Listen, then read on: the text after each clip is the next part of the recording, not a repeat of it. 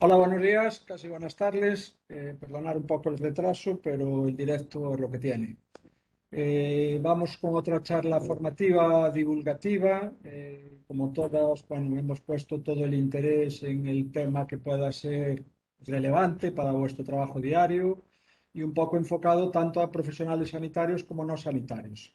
Es la quinta charla del ciclo, nos quedaría una que es el 17 de este mes en relación al documento de últimas voluntades y nos quedaría también este mes, el día 22, el webinar que será por la tarde de patología psiquiátrica.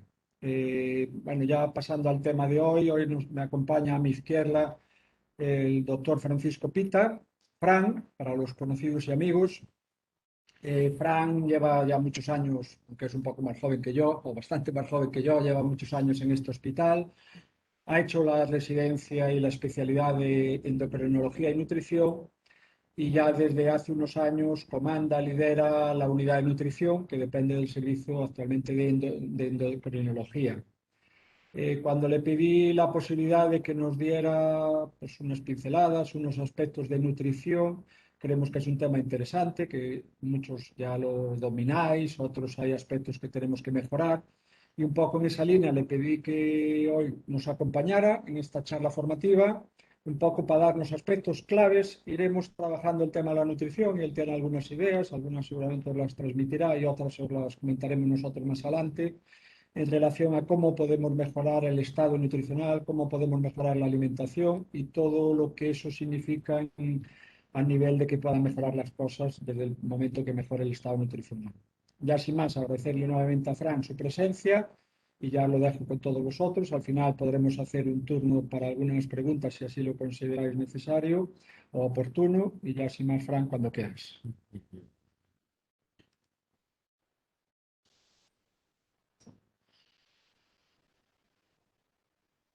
Bueno, pues muchas gracias, Fernando.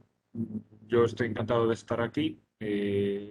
Creo que nos conocemos aquí.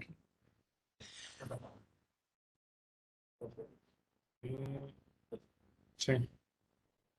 Bueno, creo que nos conocemos muchos o bien por las firmas o bien por los informes que muchos de vosotros a veces nos facilitáis a nutrición.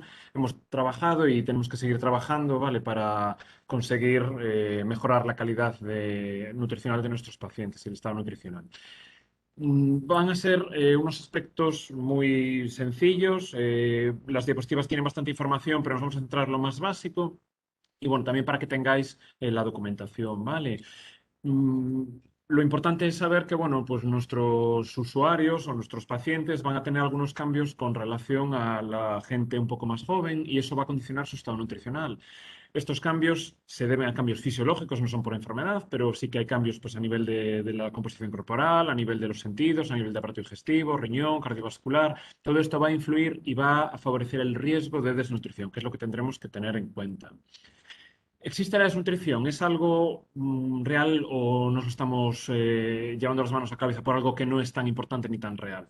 Bueno, no hay muchos estudios, pero sí que hay un estudio interesante que vamos a comentar ahora, hecho en la Comunidad de Madrid, que hace una comparativa de cómo está la desnutrición en los ancianos o gente de mayor de 65 años en distintos niveles existenciales. Lo que sí hay que tener en cuenta es que los pacientes desnutridos son pacientes que tienen más comorbilidades, que van a duplicar el número de consultas y que tienen muchos más costes asociados.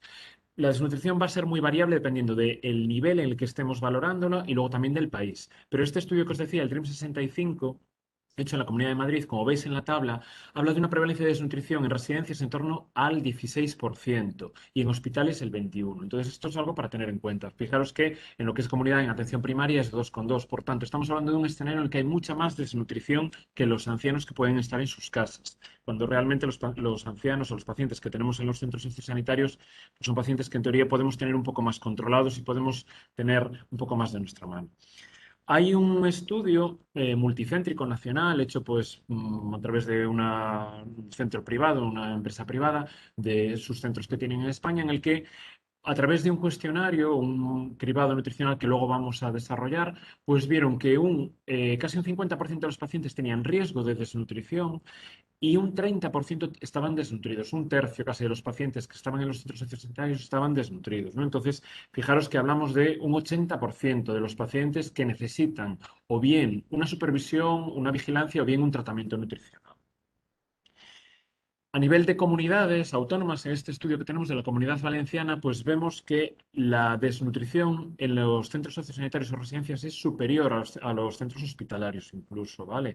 Entonces, bueno, esto es algo llamativo y hay que tener en cuenta. No tenemos datos de Galicia, entonces, bueno, esto es un proyecto que se podría hacer, lanzo el guante, por si veis interesante esto, yo creo que aquí en la mesa lo vemos interesante, poder valorar el grado de desnutrición o la situación que tenemos nutricional en Galicia, por lo menos en nuestra área sanitaria de Coruña y ICE.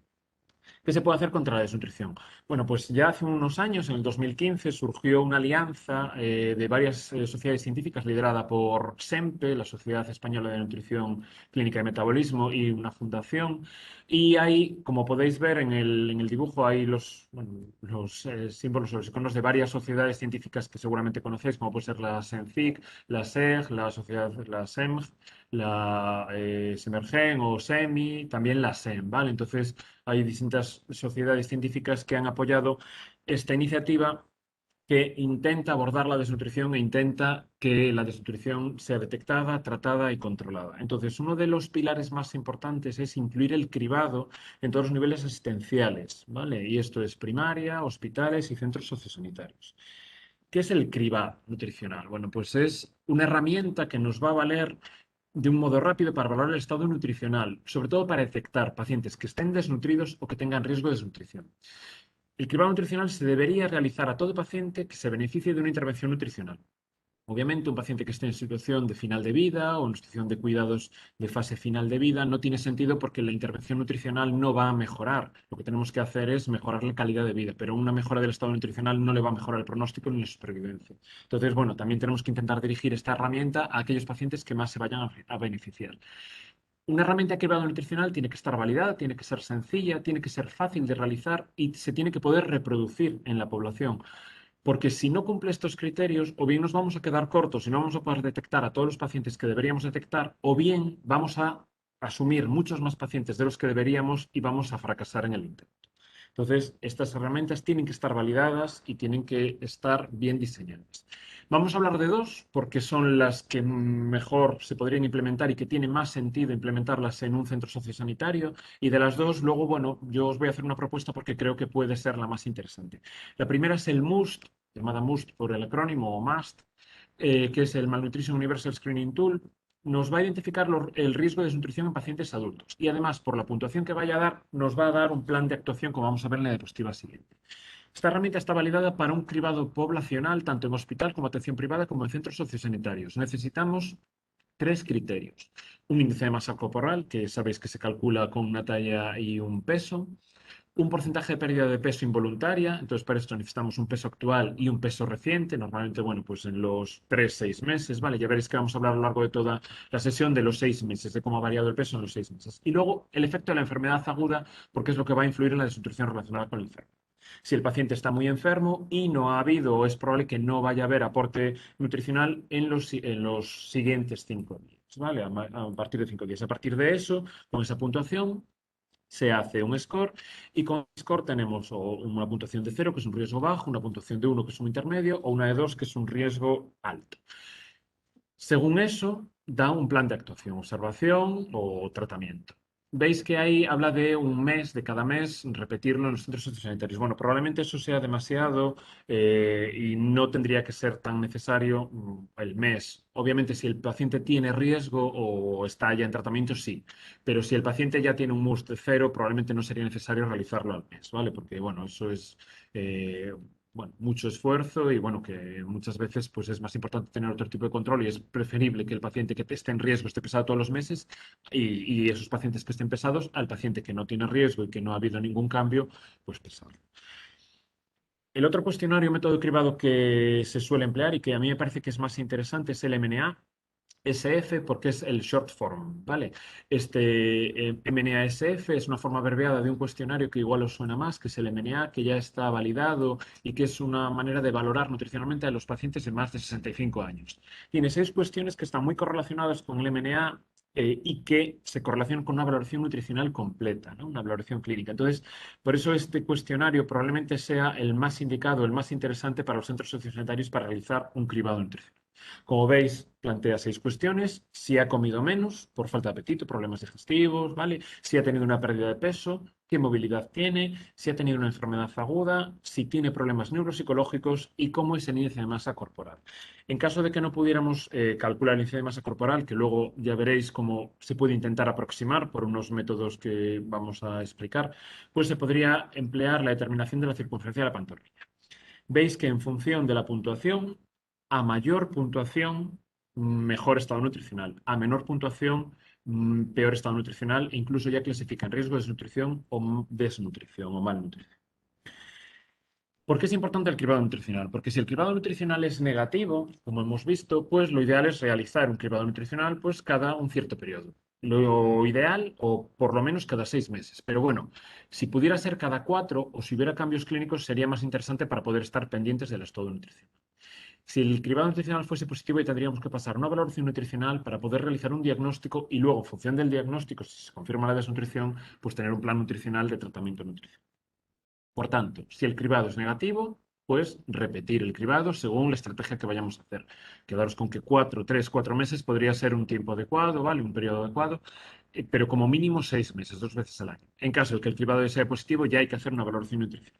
¿Y qué supone hacer una valoración nutricional? Bueno, la valoración nutricional, por suerte, por desgracia, no vamos a tener ningún indicador exclusivo que nos permita diagnosticar desnutrición, ¿vale? Como puede haber en otras patologías o enfermedades. Entonces, tenemos que hacer una integración de distintos aspectos del paciente, como es la historia clínica, una historia dietética, la antropometría, alguna prueba de laboratorio, y vamos a nombrar simplemente composición corporal y pruebas funcionales para que os suene, pero luego vamos a hacer un resumen de lo importante de los primeros puntos, ¿vale? Historia clínica, dietética, antropometría, que con eso que se puede hacer con el paciente delante, se puede obtener muchísima información. A nivel de historia clínica, vamos a abordar 4 aspectos muy importantes, como el aumento de los requerimientos nutricionales, porque eso va a condicionar desnutrición y esto va a estar influenciado pues, por una inflamación, bien sea aguda o bien sea crónica.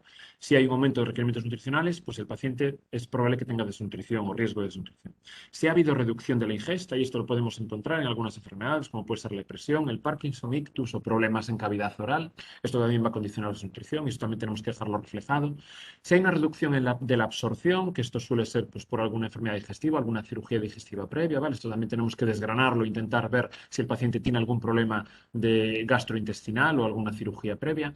Y luego, disfagia orofaríngea, que también vamos a tener que tenerlo en cuenta en la historia dietética, pero también en la historia clínica que podamos tener del paciente es importante saber detectar o ver posibilidad de que tenga disfagia orofaríngea. La edad en sí ya es un riesgo de tener presbifagia, igual que perdemos vista, que perdemos oído, ¿vale? Pues también perdemos capacidad de deglutir, ¿vale? Que es lo que es la disfagia.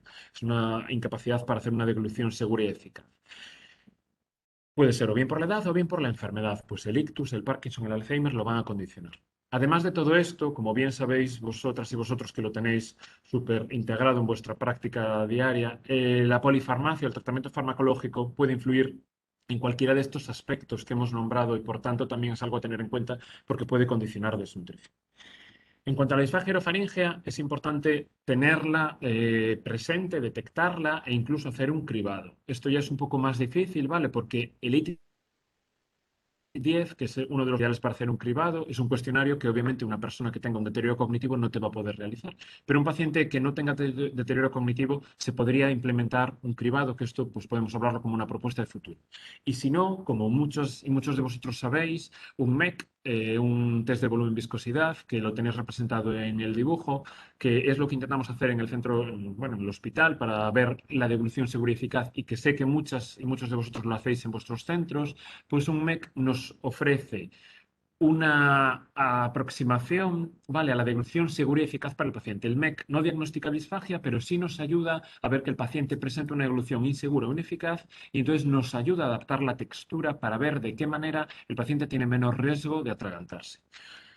Para una prevención de la disfagia tenemos que ver que la devolución sea segura y eficaz, que el MEC nos ayuda y algunos signos y síntomas que vosotros podéis detectar y que seguro que ya lo conocéis es tos, carraspera, cambios en la voz mientras hace la devolución o si tiene babeo o residuo. El babeo residuo sobre todo es porque no va a ser capaz de hacer una devolución eficaz, le va a quedar contenido en la boca. Los otros signos son más de devolución segura, parece que puede estar haciendo aspiración.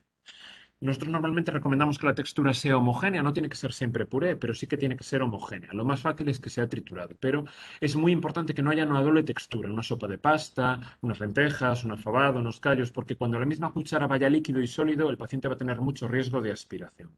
También hay que intentar evitar alimentos que se puedan deshacer en la boca, como puede ser la naranja o el melón, porque ya os dais cuenta que al morder sueltan agua y se puede atracar. Para adaptar la textura de los líquidos emplearemos el espesante, ¿vale? Que dependiendo del volumen o que se necesite o la densidad o textura que necesitemos adaptar para una dilución segura y eficaz, pues ya sabéis que puede ser miel, néctar, pudding, pues necesitará mayor o menor cantidad de espesante. En cuanto a historia dietética, que era el segundo punto que teníamos que abordar, es importante ver si el paciente tiene alguna intolerancia, si tiene algún consumo preferente, si tiene disfagia orofaringe, como acabamos de ver, y si el paciente está recibiendo una dieta restrictiva. Muchas veces un paciente, por ser diabético, se le pone una dieta de 1.500 kilocalorías o por tener hipertensión, antecedente de hipertensión, se le pone una dieta sin sal y esto le va a hacer una restricción voluntaria porque al paciente no le va a gustar la comida, no va a ser capaz de comer eso y entonces pues nos vamos a ver que aún encima de que ya le restringimos la alimentación, aún encima va a comer menos calorías y menos proteínas de las que realmente necesita. Por tanto, hay que tener mucho cuidado con las dietas, hay que intentar que no sean restrictivas, como vamos a ver más adelante. Lo ideal en un centro sociosanitario para valorar la historia dietética, aparte de lo que hemos comentado, es hacer una valoración de la ingesta. Y esto es mediante un método de observación directa. Ver cuánto come. Y esto es tan simple como cuando el paciente se le lleva la bandeja, al retirar la bandeja, ver cuánto ha comido. Podéis ver en la diapositiva que tenéis, bueno, en la imagen que tenéis en la diapositiva, pues ver cómo está no sé si podré, a ver si puedo. Vale, perdonad que esto lo teníamos aquí, es la primera vez que lo usaba y os he tapado la diapositiva a lo largo de toda la exposición. Bueno, aquí veis en esta imagen, veis cómo se hace, pues, nivel de desayuno, comida y cena, y se hace un registro de ingesta. Con esto se da una puntuación y con esto, bueno, pues se estima si la ingesta es adecuada o no. Esto está extraído de un cuaderno de la Alianza Más Nutridos, ¿vale? Para la valoración de la desnutrición en los centros sociosanitarios.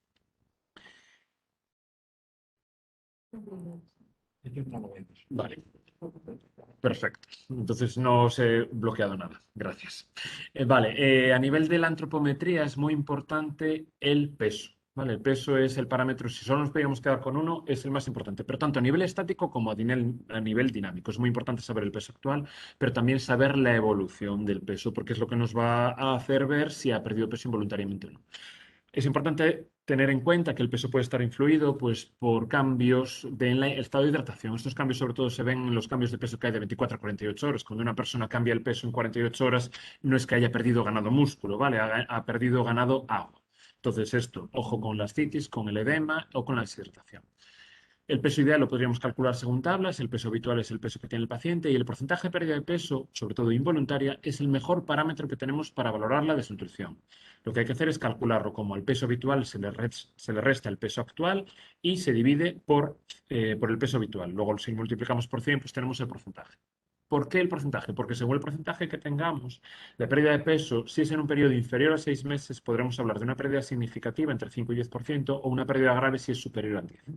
Para un periodo superior a 6 meses, hablaremos de una pérdida significativa entre 10 y 20 y una pérdida grave para mayor de 10. Quedaros con que si el paciente en un periodo inferior a 6 meses ha perdido más de un 5%, ¿vale? Hay riesgo de desnutrición. ¿Vale? Cualquier paciente que en un periodo inferior a 6 meses, en 3 meses, 4 meses, haya perdido más de un 5% de un modo involuntario, pues tiene riesgo de desnutrición y habrá que hacer una valoración. La talla es importante porque, bueno, nosotros la usamos para calcular cuántos requerimientos, cuántas calorías necesita cada paciente. No es lo mismo, pues, una paciente o una persona que tenga 80 años y 1,5 metros a su nieto que puede tener 25 años, 1,80 m y 90 kilos. Los requerimientos calóricos y proteicos no son los mismos, por eso la talla es importante.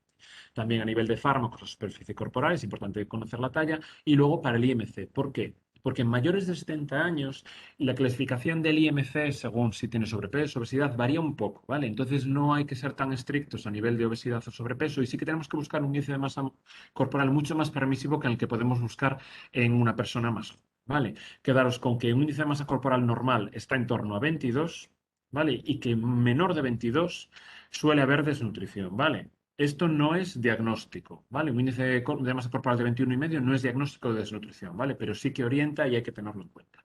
Para hablar de sobrepeso, hablaremos de un índice de masa corporal a partir de 27, ya sabéis que en adultos jóvenes a partir de 25 y la obesidad igual, a partir de 30, ¿vale? Aquí estamos hablando de desnutrición, pero bueno, tampoco no es cardiosaludable tener un índice de masa corporal de 33. Pero puede existir desnutrición con un índice de masa corporal de 33 si el paciente ha tenido una pérdida involuntaria de peso superior al 5% en los últimos meses. Podemos tener obesos desnutridos, ¿vale? Y esto es, pues a veces un error o un fallo que se nos pasa adelante desapercibido porque vemos a un paciente obeso y pensamos que no puede estar desnutrido. Si ha perdido peso, si ha tenido un efecto de enfermedad aguda, puede estar desnutrido. En caso de que no pudiéramos calcular la talla, hay unas fórmulas estimativas alternativas y yo os recomendaría pues, la distancia talón-rodilla de Chumillet. ¿Hay algún otro tipo de parámetro antropométrico que pueda ser útil? Sí.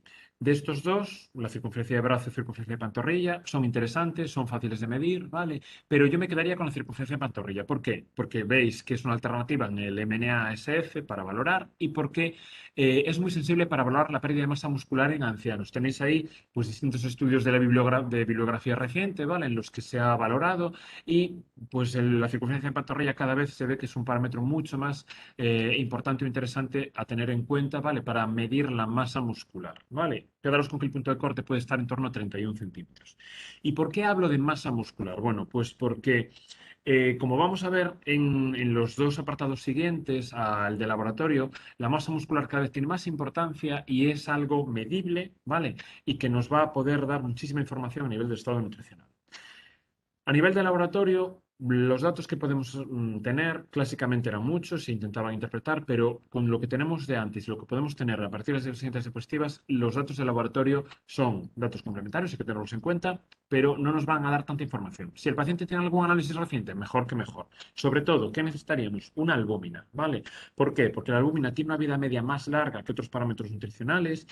No es buen marcador para cambios agudos, por eso nosotros en el hospital no lo solemos medir, pero sí que es un buen marcador pronóstico, ¿vale? Sobre todo para pacientes ambulatorios. Es sensible, pero es poco específico, porque pacientes que puedan tener una hepatopatía, un síndrome nefrótico, que hayan tenido una cirugía, estrés, inflamación, pues la disminución de albúmina no va a reflejar exclusivamente desnutrición, sino que puede ser otro tipo de situación. La prealbúmina, olvidaros, porque es sobre todo para procesos agudos y hospitalizados. Si tenemos algún otro dato, como puede ser un hemograma o el colesterol, pues nos puede dar más información, pero no hay que insistir en tener un análisis reciente, ¿vale? Si lo tenemos bien, si lo tenemos, pues nos puede ayudar, pero es mucho más importante todo lo que hemos hablado antes que un análisis reciente, ¿vale? Sí que una función renal nos puede ayudar a ver, pues eso, iones, minerales, pero es quedaros con todo lo anterior.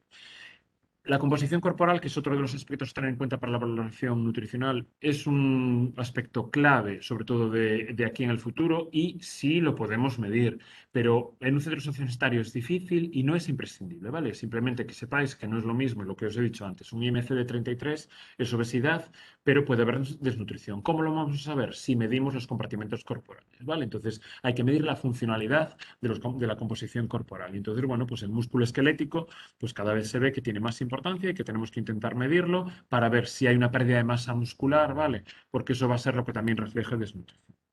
¿Y una valoración funcional es importante? Sí.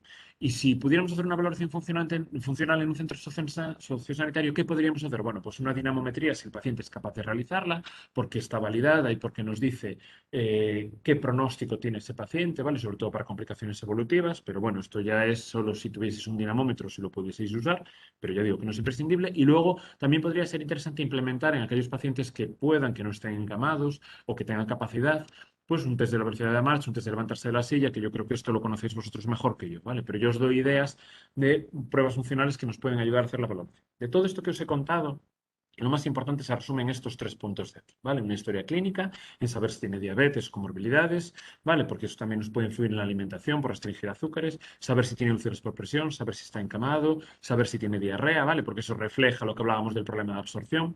En la historia dietética, ¿qué tipo de dieta tiene? Saber si tiene disfagia o no a los líquidos y luego una talla, un peso por calcular un IMC, una evolución del peso y ver si tiene, podemos conseguir una circunferencia de la pantorrilla. Si hubiera un análisis, bueno, pues genial, pero lo que tenéis marcado en azul serían los datos mínimos, conjuntos mínimo de datos, ¿vale? O básicos que serían necesarios para poder hacer una buena aproximación y una evaluación nutricional. ¿Y por qué os cuento esto? Bueno, pues porque nosotros ya lo hemos trabajado con algunos centros sociosanitarios. Si los que tenéis contacto con nosotros ya sabéis que muchas veces nuestros secretarios dicen si nos podéis mandar una breve nota clínica. Y esta tabla, que es una tabla de datos básicos o checklist, que ya veis que es bastante intuitiva y que yo creo que nos puede ayudar a valorar, bueno, pues si tiene diabetes, si no, tiene úlceras por presión, si no, está encamado, si no, tiene diarrea, qué tipo de dieta tiene, come triturado. Con esto nos hacemos una aproximación enorme del paciente que tenéis vosotros delante y que nosotros no podemos ver o no podemos ir a valorar. Y con esto nosotros podríamos ayudar a hacer una aproximación a un tratamiento nutricional en el caso de que haya desnutrición. Ya veis que la antropometría es importantísima. Si no podéis calcular la talla, yo os animo a que intentéis hacerlo mediante la distancia talón-rodilla, la fórmula de Chumlea. Y luego ya veis que el IMC es interesante, pero bueno, el porcentaje de pérdida de peso es mucho más interesante, incluso la circunferencia de la pantorrilla. Vale. ¿Por qué os digo todo esto de la valoración nutricional? Bueno, pues porque una vez que tenemos una valoración, recordáis que tenemos que intentar hacer el diagnóstico de desnutrición. ¿Lo podemos realizar? Sí, se puede intentar realizar y sobre todo a partir de este consenso, que es relativamente reciente, de hace 2 años, de los criterios GLIM, se acordó que como era tan difícil hacer una valoración integral de la desnutrición y del estado nutricional, se acordó que se podía diagnosticar desnutrición si el paciente presentaba un criterio fenotípico y un criterio etiológico. Fijaros que los criterios fenotípicos son los criterios que podemos tener con lo que hemos hablado antes. Si tiene una pérdida involuntaria de peso o si tiene un IMC bajo. Luego también la masa muscular reducida, que esto es difícil, ¿vale? Hay que tener una técnica validada y entonces esto, pues muchas veces, incluso nosotros aquí en el hospital, muchas veces no lo podemos llegar a realizar. A veces que sí, pero hay otras veces que no tenemos el aparato, no tenemos la posibilidad. Pero si tenemos uno de estos criterios fenotípicos, que lo podemos tener con el cribado nutricional mismo que le hacemos, y si tenemos un criterio etiológico, que uno de ellos es ingesta alimentaria reducida o que haya menor absorción. Pues bien, porque te coma menos de un 50% de lo recomendado durante una semana o más cualquier cantidad durante más de 2 semanas o cualquier enfermedad crónica digestiva o bien por inflamación aguda o relacionada con la crónica, pues ya podríamos diagnosticar al paciente de desnutrición. ¿Vale? Esto es importante porque si tenemos un diagnóstico, pues hay que poner un tratamiento que a veces puede ser un ajuste dietético, a veces puede ser un suplemento nutricional y a veces tiene que ser una nutrición enteral por sonda, ¿vale? Igual que cuando tenemos una neumonía, ponemos un antibiótico, tenemos un diagnóstico de neumonía, ponemos un tratamiento, bueno, pues tenemos desnutrición, hay que poner un tratamiento, bien sea un ajuste dietético, bien sea un suplemento nutricional o bien sea una nutrición entera. Cuando tenemos el diagnóstico de desnutrición, tenemos que hacer una gradación, ¿vale? Ver qué gravedad tiene, porque va a ser distinta por el planteamiento que podamos realizar. Y entonces, ¿cómo podemos clasificar la desnutrición? Pues acordaros con lo que hablábamos antes del porcentaje involuntario de la pérdida de peso, es el mismo, ¿vale? O por el IMC, ¿vale? Acordaros del valor de 22, ¿vale? Una desnutrición moderada si el IMC es menor de 22 en un paciente mayor o igual a 70 años, pero si el índice de masa ya es, el IMC es menor de 20, ya estaríamos hablando, en el caso de que sea una desnutrición, de una desnutrición grave, ¿vale? Entonces, fijaros que los criterios fenotípicos, ¿vale? Nos ayudan a clasificar la gravedad de la desnutrición. Cuando tenemos un diagnóstico de desnutrición, tenemos que implementar un plan nutricional. Entonces hay que hacer un cálculo de requerimientos, ver cuánto puede necesitar y valorar si la vía oral es posible. Porque si la vía oral es posible, siempre hay que priorizarla. Hay que intentar optimizar la dieta oral, adecuar la dieta, dar un consejo dietético. En caso de que no cubriera requerimientos, pues ya nos pasaríamos a usar suplementos nutricionales si lo necesitase. ¿Cuáles son los requerimientos nutricionales de un paciente anciano? Bueno, un paciente que pueda estar ingresado en vuestros centros. Energía en torno a 30 kilocalorías por kilo de peso, ¿vale? Si un paciente pesa 50, 1.500 kilocalorías, pero si pesa 70, 2.100, entonces si pesa 70 kilos, no le pongamos una dieta de 1.500 kilocalorías de diabetes, ¿vale? Porque, salvo que tenga obesidad, pero aún así hay que adaptar y ver, ¿vale? Porque podemos llegar a desnutrir. Y a nivel de proteínas, pues 1 gramo de proteína por kilo de peso.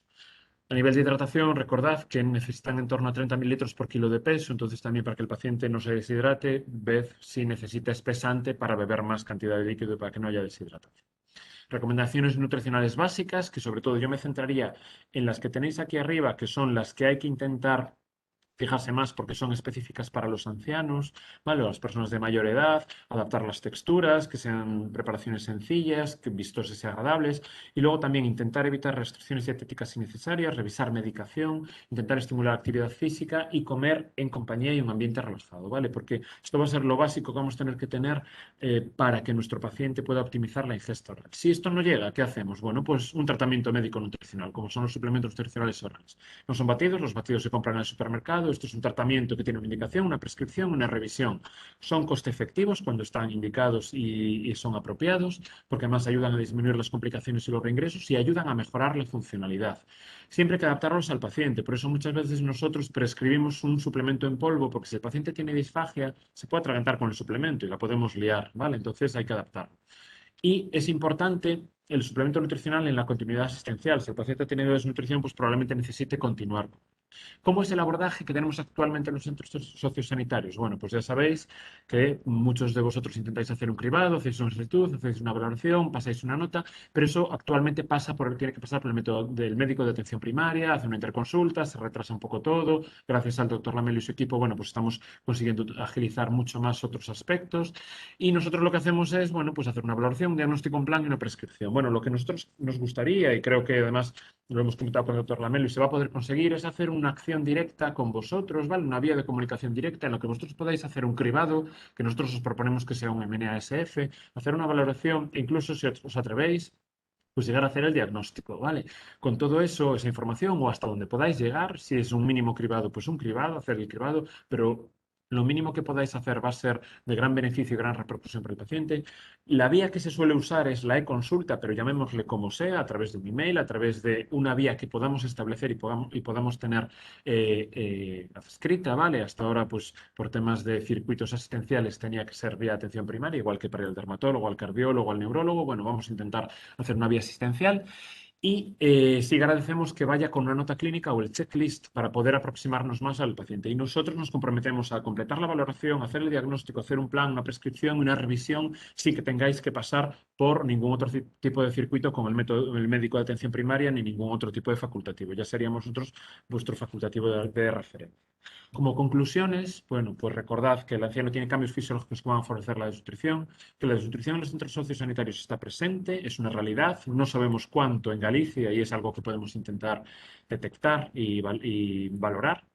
Es necesario detectar la desnutrición y el riesgo mediante un método cribado, el que podáis, el que creáis o el que creáis conveniente. Nosotros os proponemos el MNASF.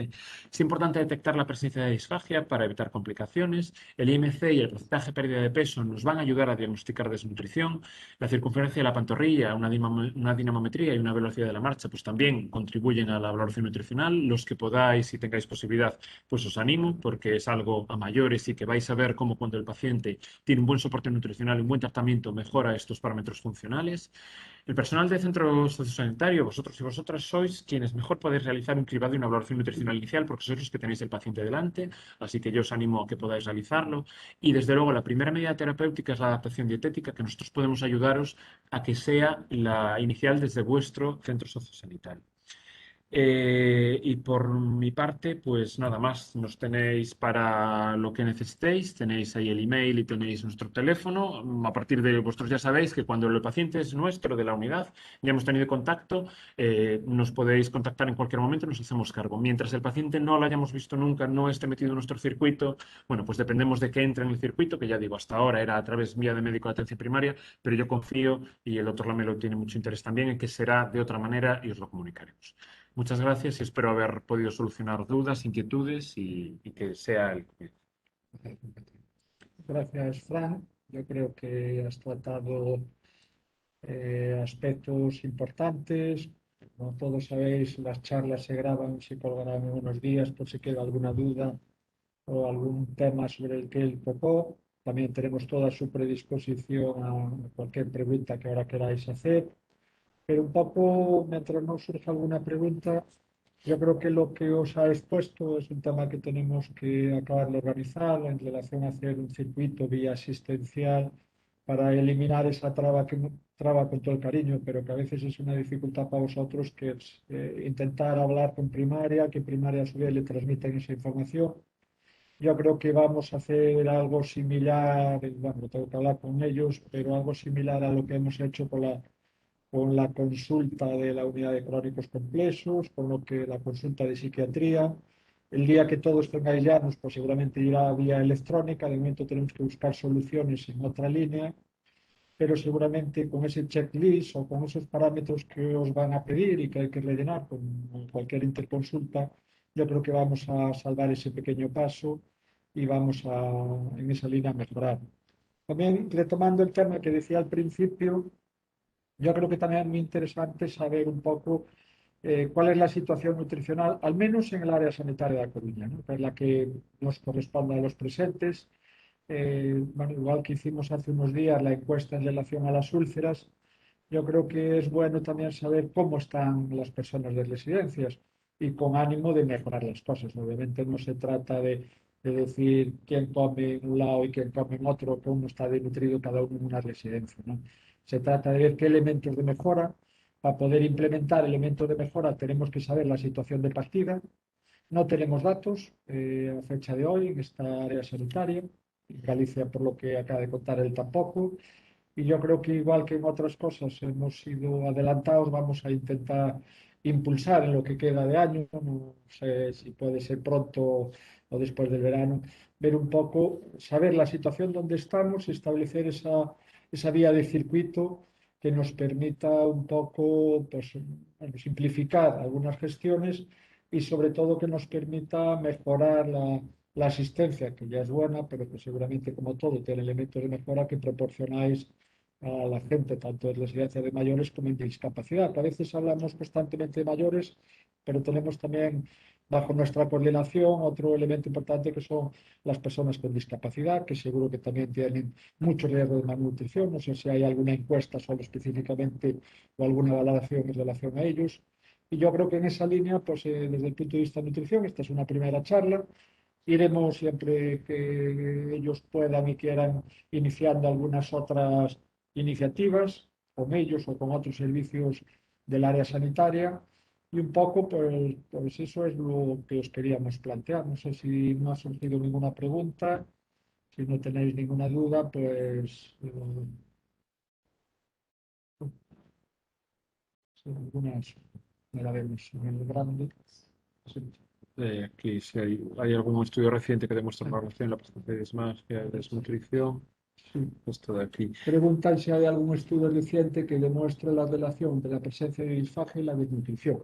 Sí, bueno, ahí está estudiado, pero por ejemplo, si queréis a nivel multicéntrico español, seguro que os suena, no es de centros sociosanitarios, pero bueno, fue un estudio que cambió bastante la perspectiva y fue el estudio que dio paso a poder crear la alianza Más Nutridos, que es el estudio Predices, ¿vale? En el estudio Predices lo que se vio es que los pacientes, bueno, es algo terrible porque lo que se ve es que en el estudio Predices hay una prevalencia de desnutrición en los hospitales de un 25%, uno de cada cuatro está desnutrido, vale, bueno, un 23 y pico, pero bueno, uno de cada cuatro está desnutrido y que además esos pacientes pues cuestan más al sistema sanitario y están más días ingresados. Y lo peor no es eso, lo peor es que hay pacientes que ingresan normonutridos según el cuestionario que se les hace y que al alta están desnutridos. Eso no nos puede pasar en el hospital, eso es culpa nuestra. Un paciente no se nos puede desnutrir en el hospital. Entonces, esos pacientes cuestan 6.000 euros más y están una semana más ingresados. Y dentro de todo eso, se hizo una estratificación y ahí también se vio que los pacientes, pues las mujeres, los diabéticos, los pacientes con disfagia, ¿vale? En relación con eso, estaban más desnutridos y costaban más, estaban más al alta. Eso digo, por ejemplo, uno de los estudios que hay muchísimos, ¿eh? Esto ya es recientes ya no se hacen porque ya es algo que se asume, bueno, ya antiguo, ¿vale? Que la desnutrición acarrea disfagia, pues porque tienes disminución de la ingesta, comes menos, tienes neumonías por aspiración, tienes infecciones, lo que te conlleva un ingreso, infección, inflamación, comes menos.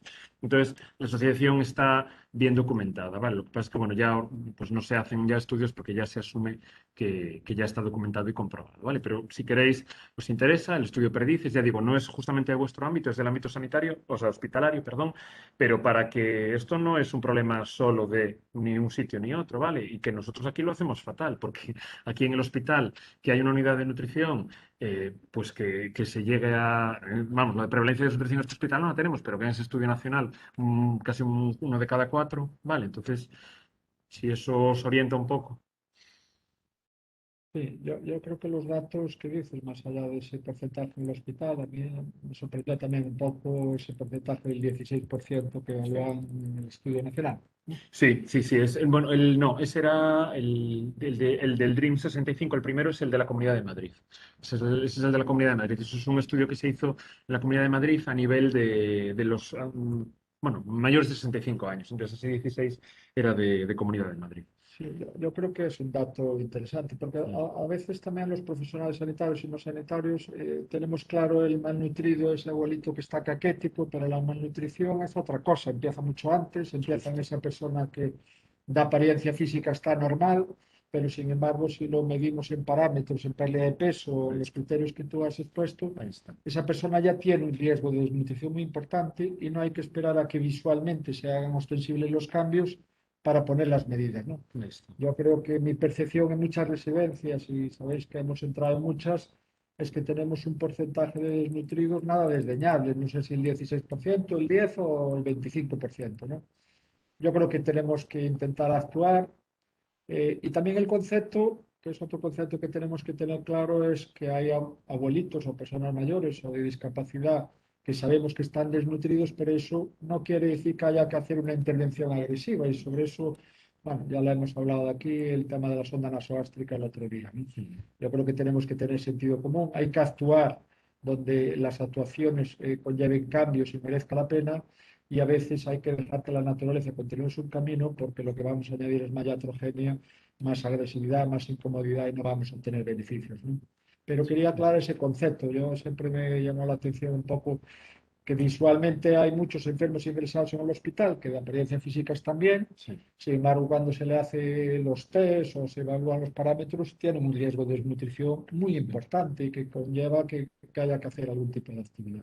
Sí, sí. Y en relación con lo que comenta el doctor Lamelo de si colocar una sonda, ¿no? También hemos hecho algún trabajo, bueno, y hay un protocolo, supongo que lo conocéis o que es Por la lo, web. pues de la nutrición enteral en la demencia avanzada, de si ahí tiene sentido o no, y bueno, pues ahí tenéis para ver nuestro posicionamiento y bueno, el nuestro y el de la bioética, el de los científicos, pues no se recomienda, ¿no? Entonces, bueno, muchas veces esto es algo que hay que hablar con las familias, nosotros estamos acostumbrados, lo hacemos encantados, ellos muchas veces notan una sensación de alivio enorme, porque ellos tienen mucho complejo de culpa, piensan que si no le ponen una sonda que se va a morir el paciente porque no come y no es así, entonces, bueno, nosotros también eso lo hemos trabajado y bueno, también a nivel nacional se está trabajando, entonces, bueno, de eso también si hay alguna duda, nosotros estamos encantados de poder ayudaros y de poder hablar con las familias, solucionarlo y plantearlo, ¿vale? Pero no, como bien decía el doctor Lamelo, el tratamiento nutricional hay que ponerlo en las personas que se vayan a beneficiar de él, en una enfermedad pues que por desgracia es terminal y que no vas a poder mejorar ni la calidad de vida, pues igual que los últimos días estés con un tubo colocado por la nariz, igual no es la mejor manera de poder pasar tus últimos días, ¿no? Entonces, bueno, es un tema complejo, pero nosotros estamos encantados de poder ayudaros y de colaborar. Sí, yo creo que son, y ya acabamos aquí si no hay ninguna pregunta más, yo creo que son dos aspectos muy importantes relacionados con la nutrición, que cada uno tiene una orientación distinta y un manejo muy diferente, y que según lo que hagamos, pues va a deparar en un sentido, en el abuelo persona discapacitada, desnutrida, que tiene una calidad de vida, tenemos que intervenir y tenemos que hacer todo lo que sea necesario, y ahí a veces también está la colocación de una sonda. Sí, sí. Y tenemos el otro extremo, que es el habitual en las residencias también muchas veces, de esa demencia encamada muy evolucionada, que hay que sopesar muy mucho las medidas, ¿no? Y un poco en esta línea seguiremos trabajando, intentaremos establecer circuitos de contacto y de trabajo con la unidad de nutrición. Yo creo que la línea es esta. Y ya sin más, pues si no surge ninguna otra pregunta, que creo que no hay nada más, pues nos despedimos y nos veremos en unos días. Muchas gracias a todos y hasta pronto. Gracias.